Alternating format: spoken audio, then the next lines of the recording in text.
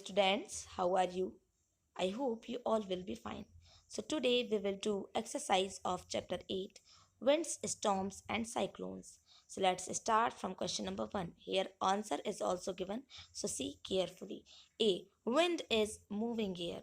B. Winds are generated due to uneven heating on the earth. C. Near the earth's surface, warm air rises up, whereas air comes down. D. Air moves from a region of high pressure to a region of low pressure. Okay. Now question number 2. Suggest two methods to find out wind direction at a given place. यहाँ 4 methods बता दी गई हैं आपको. Okay. The following methods can be used to get the direction of wind. First, take some fine and lighter sand in your hand and slowly slip it off. Movement of dust particles in a particular direction will give the direction of wind flowing. Second, fly a kite in the direction the kite flies shall be the wind direction.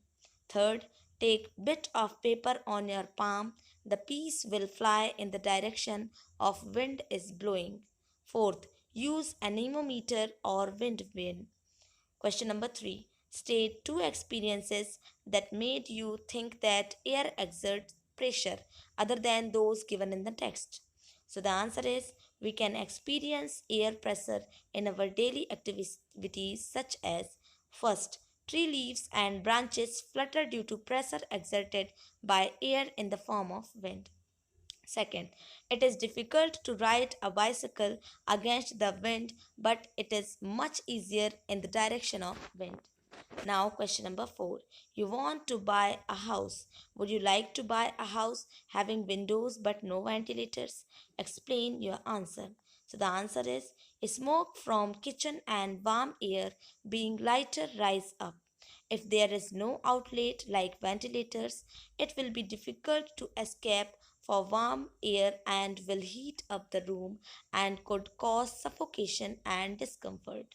Okay, now question number 5. Explain why holes are made in hanging banners and hoardings. So the answer is air exerts pressure in all directions. If banner and hoardings do not have holes, pressure exerted by wind may tear them off or make them fall. Holes let the air pass through and reduce the air pressure on banners and hoardings. Okay, now question number 6. How will you help your neighbors in case cyclone approaches your village or town? So the answer is on approaching of the cyclone, we should do the following. First, help our neighbors and friends in shifting their important household goods, cattle and vehicles to safer places. Second, communicate with government agencies like police, fire brigade, medical centers and other emergency service point as per requirement. Third, we should store water for safe drinking. Fourth, we should avoid driving roads nearby flood hit areas. Okay, now question number 7. What planning is required in advance to deal with the situation created by a cyclone? So the answer is self help is the best help. Therefore, it is better to plan in advance and be ready with defense against any approaching cyclone. Planning required in advance to deal with cyclone hit situations. First, keep an emergency kit at home. Second, store enough food in waterproof bags. Third, store safe drinking water and contaminated water can cause diseases. Fourth, keep phone numbers of emergency services like police, hospitals, friends, and relatives ready. Fifth, make necessary arrangements to shift the essential households hold goods, domestic animals, and vehicles, etc., to safer places. Now, question number 8. Which one of the following place is unlikely to be affected by a cyclone? Chennai, Mangaluru, Amritsar, Puri. So, the correct answer is Amritsar. Now, question number 9. Which of the statement given below is correct?